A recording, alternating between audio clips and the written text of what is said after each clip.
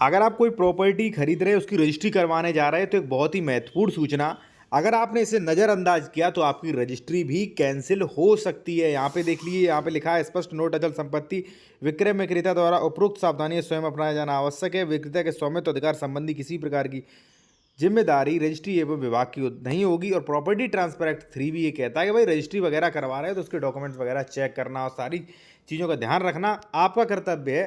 ठीक है, आपने रजिस्ट्री में कोई गलती की, गलत रजिस्ट्री करवाई, तो आपकी जिम्मेदारी होगी। ठीक है, तो एक गलती जो लोग कर रहे हैं वो आप जान लीजिए। ठीक है, और देखिए, कोई भी आप कानूनी सलाह लेना चाहें या कोई डॉक्यूमेंट चेक करवाना चाहें तो हमारा कॉन्टैक्ट नंबर आपको वीडियो की डिस्क्रिप्शन में मिल जाएगा। अब गलती क्या है साथियों? गलती ये है कि रजिस्ट्री ऑफिस में आप देख रहे होंगे ये इस प्रकार से नोटिस लगा है।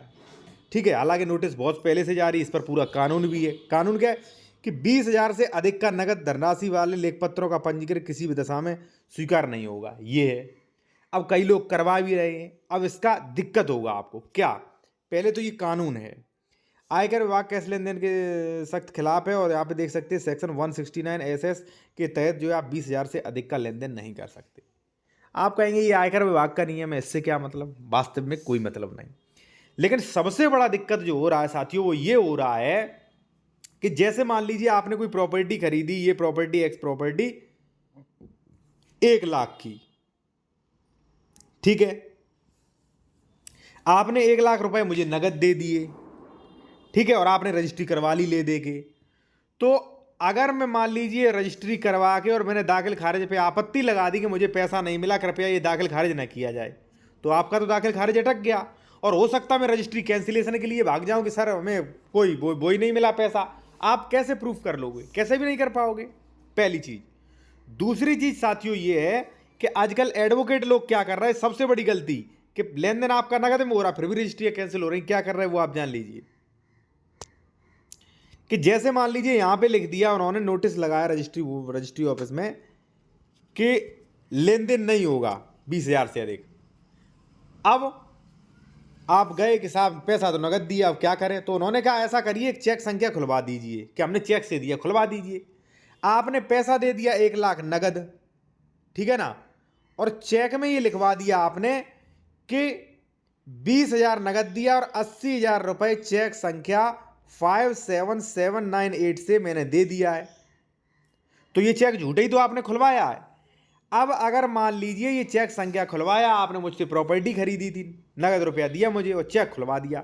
अब अगर मैं मान लीजिए दाखिल खारिज पे आपत्ति लगा दूं कि 57798 से कोई भी धनराशि प्राप्त नहीं हुई, फर्जी चेक दिखा के रजिस्ट्री करवा ली, आपका दाखिल खारिज कभी नहीं होगा, पहली चीज।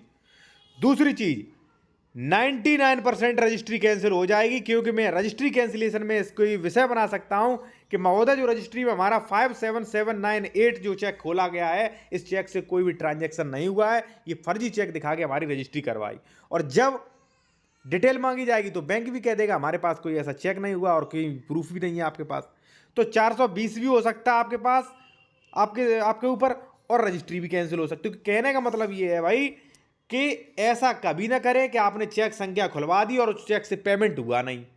फंस जाओगे आप, निश्चित फंस जाओगे, कोई आपको कहे ना कहे। दूसरा एक चीज मैं आपको बता दूं कि जब भी आप जमीन खरीदें, ये सारे वेरिफिकेशन आप करें, ये ठीक है ना, डबल रजिस्ट्री तो नहीं, अंश से अधिक विक्रय तो नहीं, 98, 143, 80, ठीक है, खतौनी का श्रेणी नंबर, खातेदार का वर्ग, उस पर कोई केस तो नहीं चल रहा, सरकारी जमीन तो नहीं, सारी चीजें आप चेक करें, ठीक है। और इस चीज का भी ध्यान रखें। एक चीज और, अगर आप कोई कानूनी सलाह लेना चाह रहे हैं विशेषज्ञ द्वारा, या कोई जमीन खरीद रहे हैं, डॉक्यूमेंट्स वेरिफिकेशन करवाना है कि जमीन साफ सही है कि नहीं है, डबल रजिस्ट्री तो नहीं, अंश से अधिक विक्रय तो नहीं, खतौनी वगैरह सही है कि नहीं, कोई केस तो नहीं चल रहा, जमीन सरकारी तो नहीं, तो ये चीज़ें भी आप चेक करवा सकते हो।